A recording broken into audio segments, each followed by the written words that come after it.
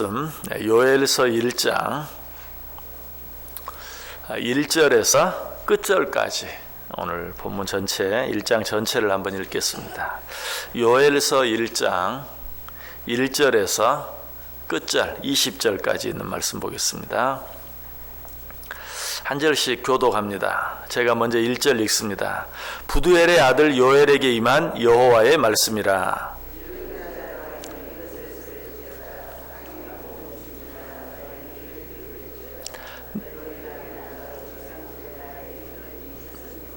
너희는 이 일을 너희 자녀에게 말하고 너희 자녀는 자기 자녀에게 말하고 그 자녀는 후세에 말할 것이니라.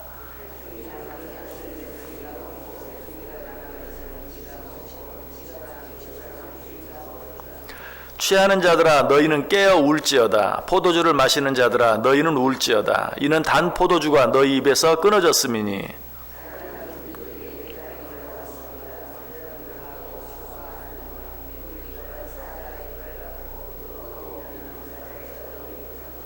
그들이 내 포도나무를 멸하며 내 무화과 나무를 긁어 말갛게 벗겨서 버리니 그 모든 가지가 하얗게 되었도다.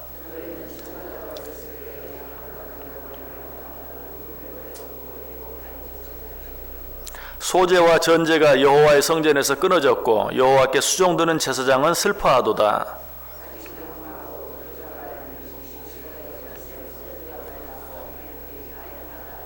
농부들아 너희는 부끄러워할지어다. 포도원을 가꾸는 자들아 곡할지어다. 이는 밀과 보리 때문이라. 밭의 소산이 다 없어졌음이로다.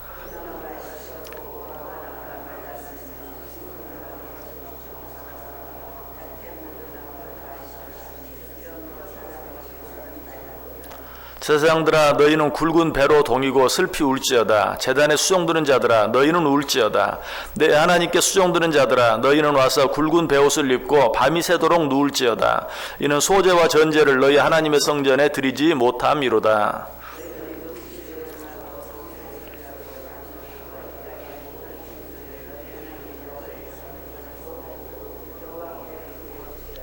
슬프다 그날이여 여호와의 날이 가까웠나니 곧 멸망같이 전능자에게로부터 이르리로다.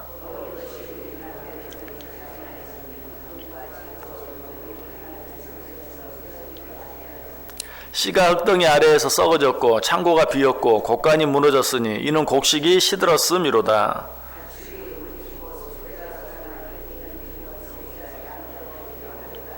여호와여 내가 주께 부르짖으오니 불이 목장의 풀을 살랐고 불꽃이 들의 모든 나무를 살랐음이니이다.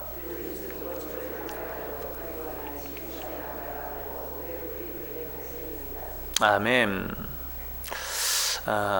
우리가 요엘서를 시작하면서 1절부터 3절까지 있는 말씀 여러 시간에 걸쳐서 생각해 보았죠.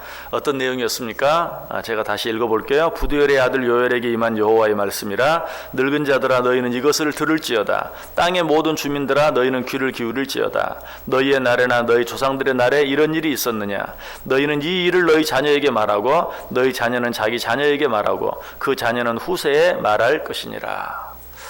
자, 어떤 말씀인 것 같아요? 이제부터 내가 뭔가 굉장히 중요한 이야기를 할 것이다. 그러니 너희는 이 말을 잘 들어라. 뿐만 아니라 이 말을 너희만 들을 것이 아니라 너희 자녀에게 전하고 너희 자녀는 또 후세에게 전하고 그 후세는 또 그 후세에게 전하게 하라. 지금 뭔가 너무나 중요한 그러한 말씀을 하실 것을 우리가 짐작할 수 있죠.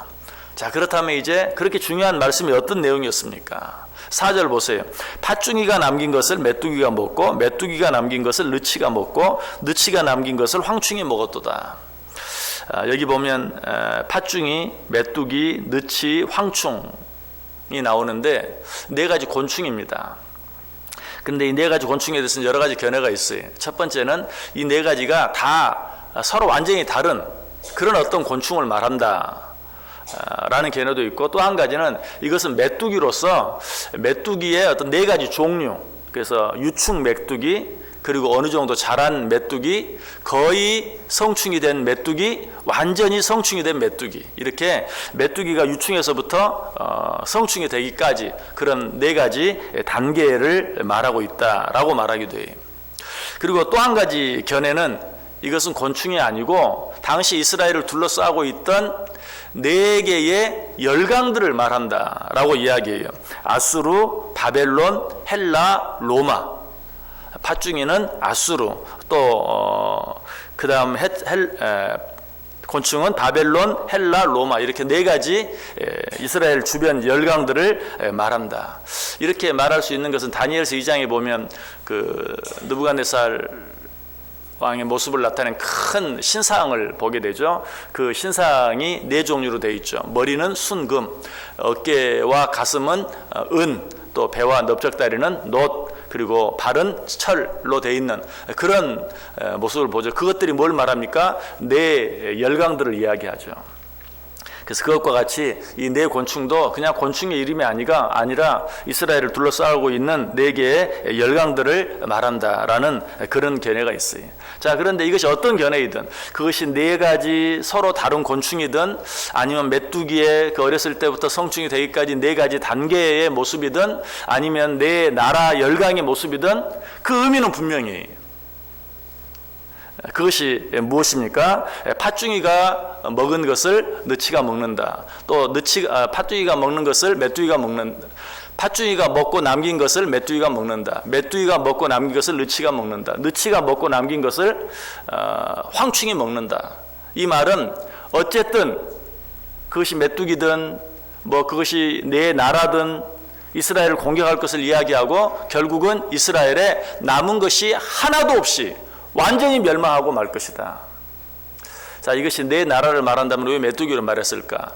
우리들은 아마 메뚜기 그러면 별로 아무것도 아닌 것처럼 생각할지 몰라요. 그러나 이스라엘 지역에 여러분 메뚜기는 무서운 것이었어요.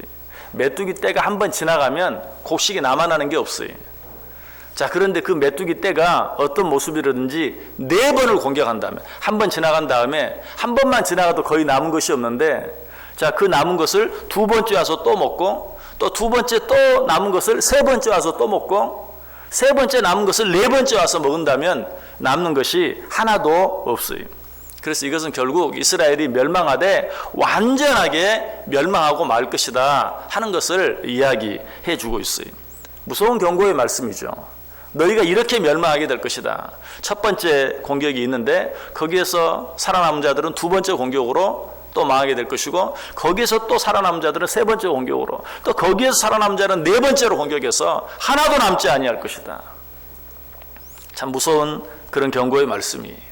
자, 하나님께서 이런 경고의 말씀을 해주시는데도 사람들은 그 말씀에 대해서 어떻게 반응했습니까? 5절 보세요. 취하는 자들아 너희는 깨어 울지어다. 포도주를 마시는 자들아 너희는 울지어다. 이는 단 포도주가 너희 입에서 끊어졌다. 이런 경고의 말씀을 듣고도 이스라엘 백성들은 반응이 없어요. 무감각해. 여기 보면 취하는 자들아. 술에 취하면 그렇죠. 술에 취하면 감각이 없어요. 동작도 느려지고 누가 뭐라 그래도 너는 말해라 뭐. 또 심지어 누가 때려도 아픈 줄도 몰라요. 넘어져도 다친지도 몰라요.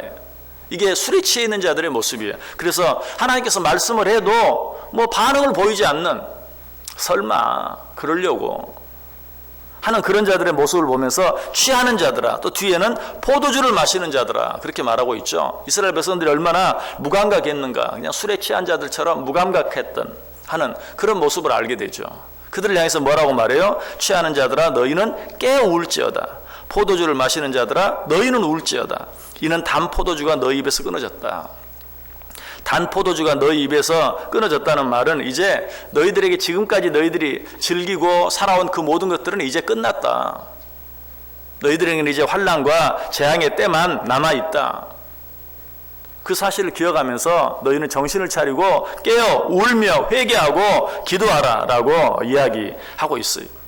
6절과 7절도 말하죠. 다른 한 민족이 내 땅에 올라왔음이로다. 그들은 강하고 수가 많으며 그 이빨은 사자의 이빨 같고 그 어금니는 암사자의 어금니 같도다.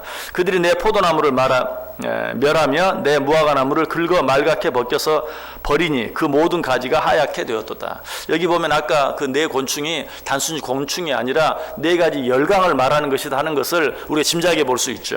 6절 다른 한 민족이 내 땅에 올라왔음이로다. 그들은 강하고 수가 많으며 주변 열강이 그들을 공격할 것을, 어떻게 골경한다고 말합니까?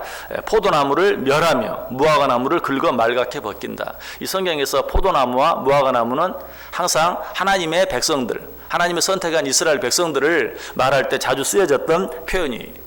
그래서 이 말씀은 주변 열강들이 너희들을 공격하여 너희들을 완전히 멸하고 말 것이다. 또 한 번 이야기해주고 있는 것을 보게 돼요.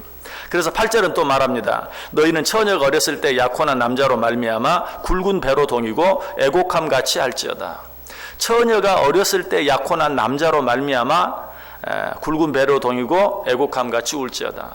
처녀가, 우리나라도 옛날에 그런 풍습이 있었던 것처럼 어린 처녀가 어렸을 때 약혼을 합니다. 이제 자라면 결혼을 시키기로 부모들이 하는 셈이죠.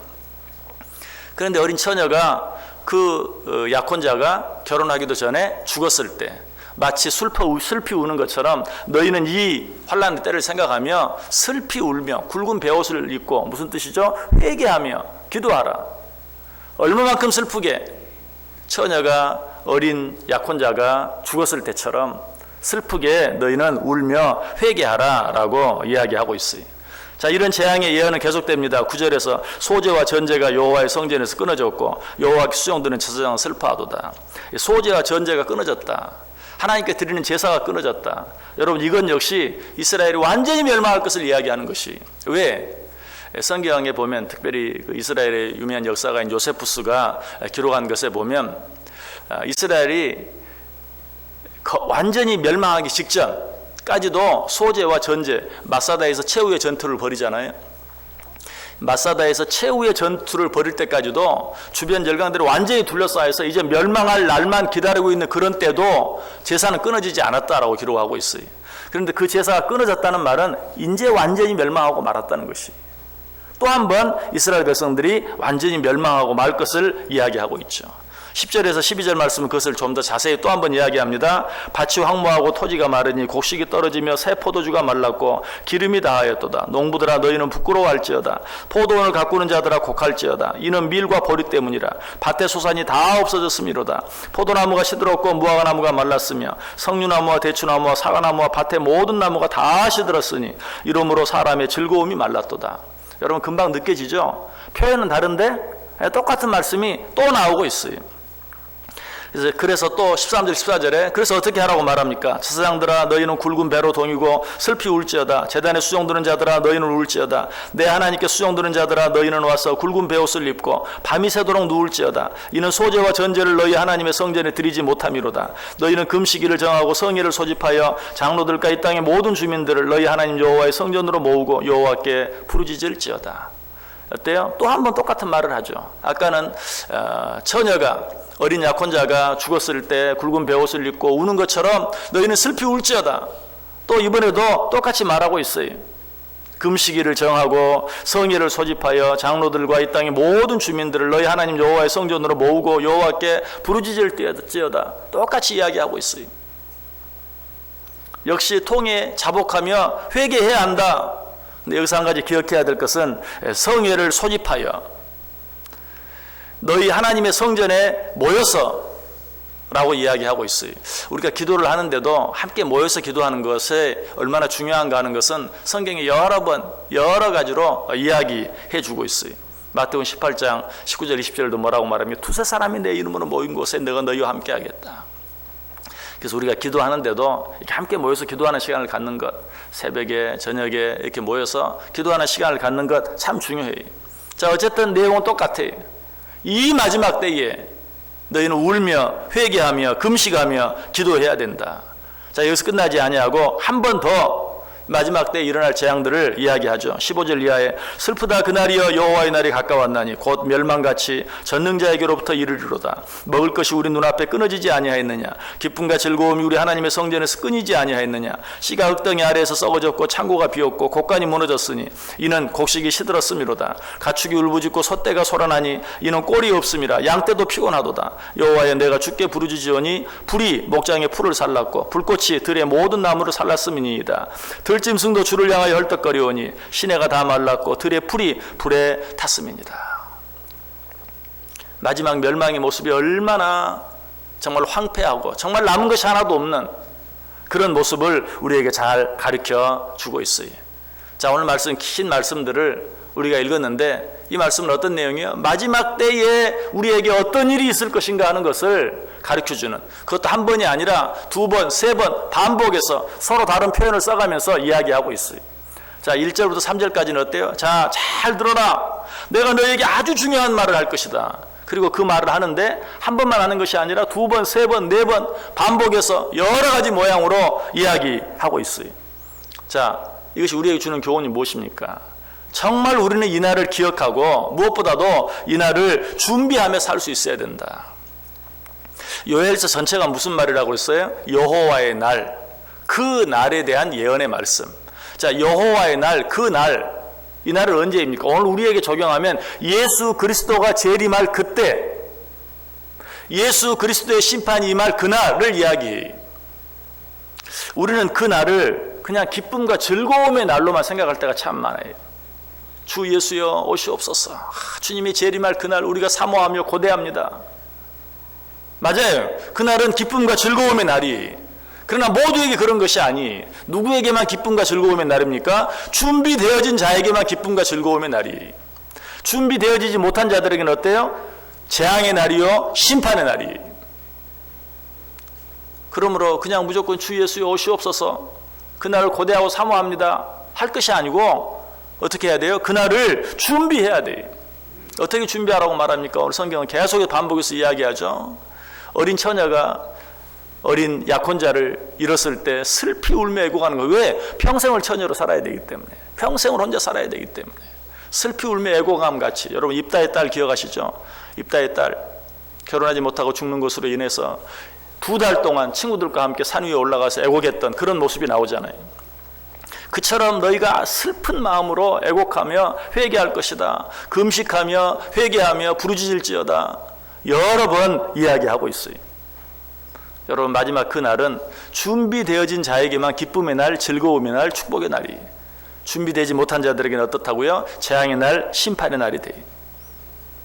그것에 대해서 아모스 선지자가 잘 이야기합니다. 아모스 5장 18절에 보면 화 있을진저 여호와의 날을 사모하는 자여. 참 이상하죠? 화 있을진저 여호와의 날을 사모하는 자여. 여호와의 날을 사모하는 자에게 왜 화가 임합니까? 잘 들어보세요. 화 있을진저 여호와의 날을 사모하는 자여. 너희가 어찌하여 여호와의 날을 사모하느냐? 그날은 어둠이요 빛이 아니라 마치 사람이 사자를 피하다가 곰을 만나거나 혹은 집에 들어가서 손을 벽에 대었다가 뱀에게 물림 같도다. 여호와의 날은 빛 없는 어둠이 아니며 빛남 없는 캄캄함이 아니냐. 마지막 날 여호와의 날, 그날이 정말 무서운 날이 될 것을 너희가 어찌하여 그날을 사모하느냐. 사모하는 게 잘못되었다는 게 아니에요. 당연히 사모해야죠. 너희들 준비가 되어 있느냐 이 말이. 준비하고 사모해야지. 준비하지 않고 사모하면 그날이 너희에게 재앙이 되고 그날이 너희에게 어둠이 되는 것을 알지 못하느냐라고 아모스 선지자가 이야기하고 있어요. 여러분 이 말씀 우리가 기억하면서 우리는 어떤 삶을 살아야 돼요? 준비하는 삶을 살 수 있어야 돼요.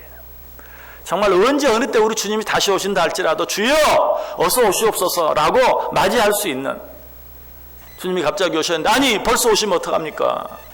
벌써 오시면 어떡합니까? 우리 할아버지 때도 오신다고 하고 안 오시고, 우리 부모 때도 오신다고 하고 안 오셔서 나는 내 때에도 오시지 않을 줄 알았습니다. 적어도 우리 뭐 후손이나 돼야 오실까 생각하고 있는데 지금 오시면 어떡합니까? 그렇게 하지 말고 언제 오시더라도 정말 주여 어서 오시옵소서, 아멘 주 예수여 오시옵소서 라고 환영할 수 있는 준비된 삶을 살아라. 마태복음 25장에 보면 지혜로운 5 처녀와 미련한 5 처녀의 비유가 나오죠. 신랑 오실 때를 10명이 다 기다리고 있었지만 준비하지 못한 미련한 5 처녀는 어때요? 바깥 어두운 곳에서 슬피 울며 이를 가는. 그러나 준비된 5 처녀는 어때요? 함께 혼인잔치에 들어가서 신랑과 함께 먹고 마시며 즐기는. 여러분 어느 편에 있습니까? 오늘 이 말씀은 긴 말씀이지만 간단한 말씀 한 말씀이, 여호와의 날 그날을 너희가 사모하느냐? 준비함으로 기다리라. 주님 오실 때 기쁨으로 맞이할 수 있도록 준비하며 기다리라. 그날을 기다리는 너희들아, 회개할 것이 있다면 울며 금식하며 통에 자복하며 회개하고 하나님께 부르짖을지어다. 그리하여 주님 오셨을 때 주님 앞에 부끄러움이 없게 하라. 오늘 하루 어떻게 살기를 원하십니까? 또 우리의 남은 인생을 어떻게 살기를 원하십니까? 주님이 언제 어느 때 오실지라도 그날이 나에게 재앙의 날, 환난의 날, 심판의 날이 되지 아니하도록 정말 기쁘고 즐거운 잔치의 날이 되기 위해서 준비하는 마음으로 하루하루 살아갈 수 있어야 돼. 이 한날이 그런 한날 되어줄 수 있기를 주님의 이름으로 간절히 축원합니다.